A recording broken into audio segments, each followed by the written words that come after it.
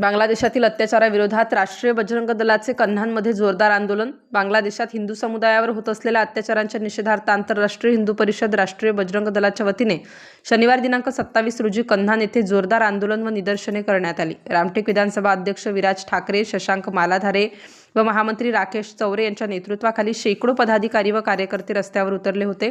तारसा चौक ते कन्हान पोलीस स्टेशनपर्यंत मोर्चा काढून आंदोलकांनी संतप्त भावना व्यक्त केल्या. यावेळी उपविभागीय पोलीस अधिकारी डॉक्टर संतोष गायकवाड यांच्यामार्फत राष्ट्रपतींना निवेदन देण्यात आले.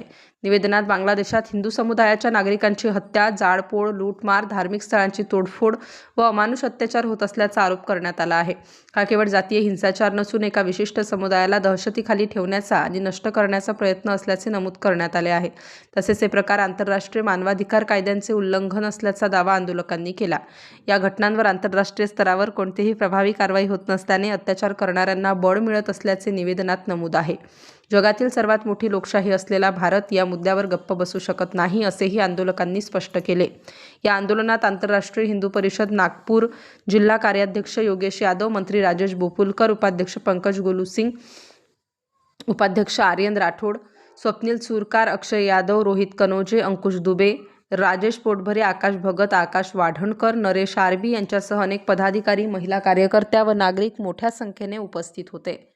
प्रतिनिधी वृषभ बावनकर, कन्हान.